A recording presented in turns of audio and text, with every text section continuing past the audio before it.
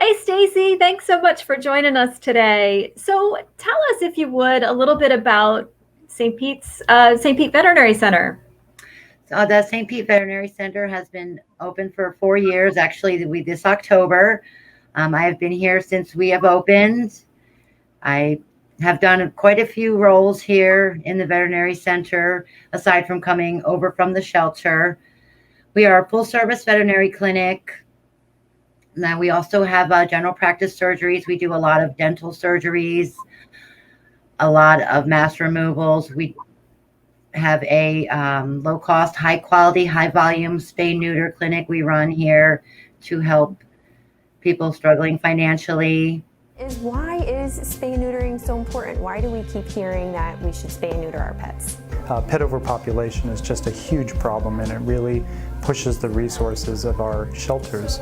Spaying and neutering can have a lot of really positive health implications for them. Cut back on various cancers, can cut back on behavior issues, tendencies for other medical problems through their lives, and really dangerous infections. So really a lot of positive benefits both for the animals and for our community in total. And what exactly does spay and neutering mean? What is the difference between a spay and a neuter? The difference between a spay and neuter really has to do with gender. A spay is specifically the procedure we do on female pets, and that would include any female pet, so dog, cat, guinea pig, rabbit. And a neuter is the procedure we do on males. In a spay, we're removing the reproductive tract, so the ovaries and the uterus. And in a neuter, we're removing the testicles.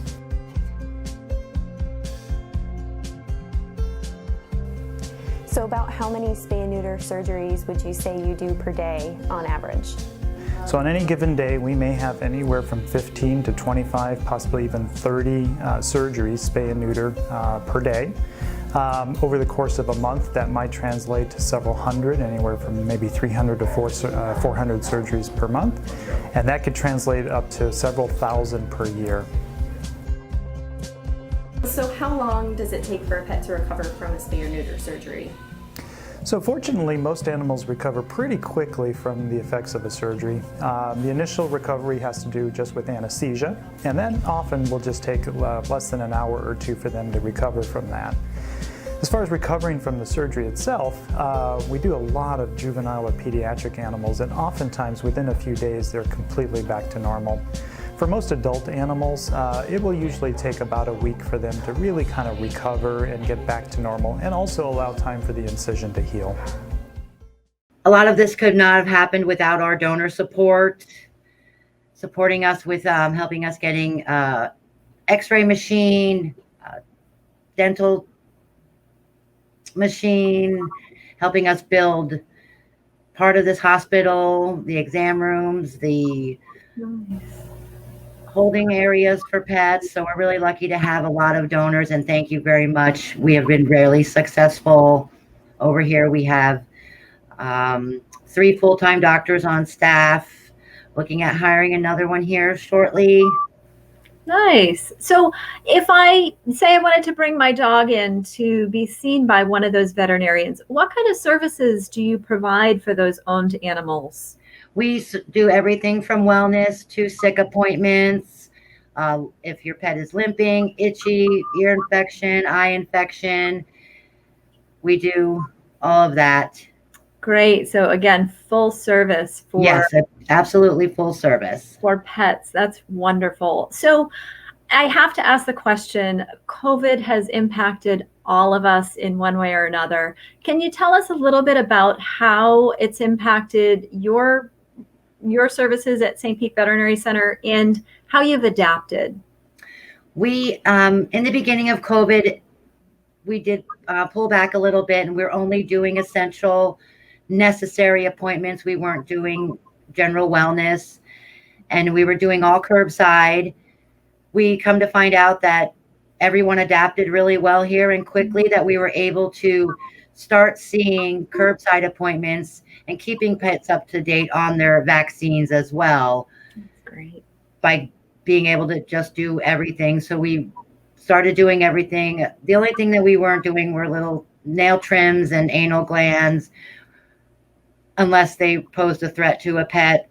they got abscess or their nails got broken or something like that. We were able to adjust, and we've stayed busy the entire time, fully booked every day with appointments. And if I'm not mistaken, owners are still staying out in their cars, right? And it's curbside service, so people are letting the techs come out and the team come out to get the animals. Yes, so Okay. the animals do get brought in by the techs.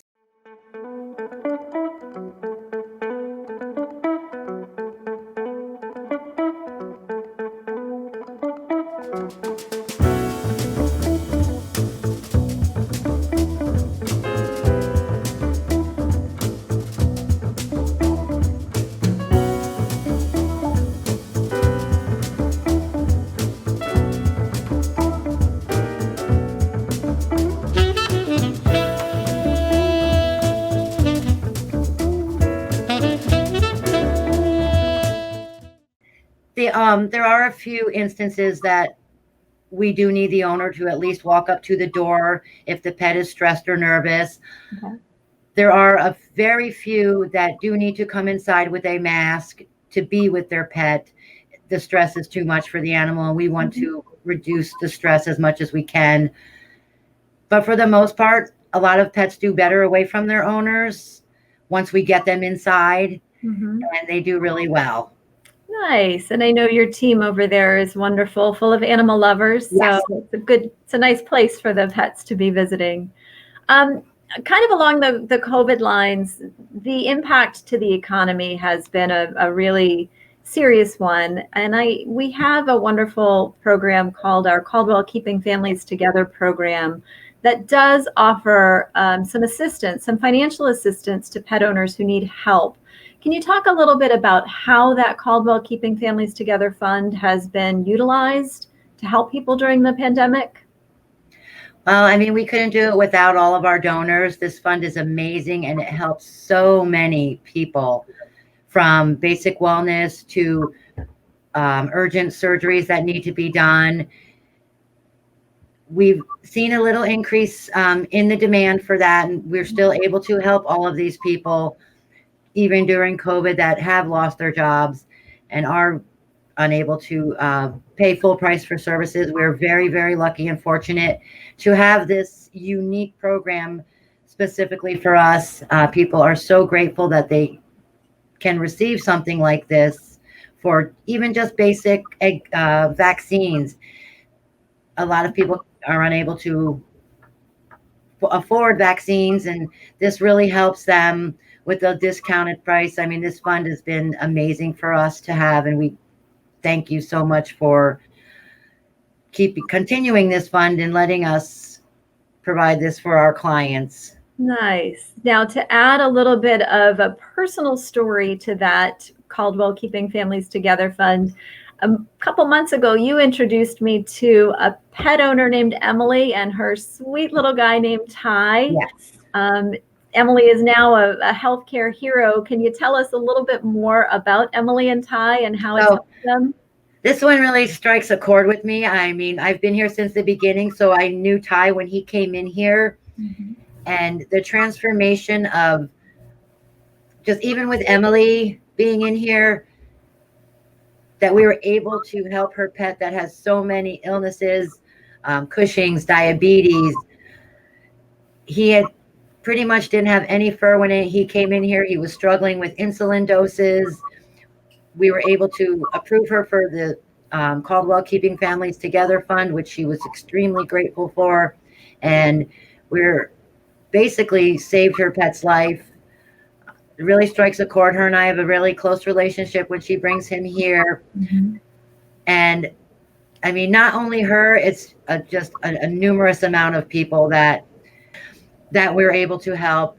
We recently helped a gentleman. Unfortunately, his pet had to be put down.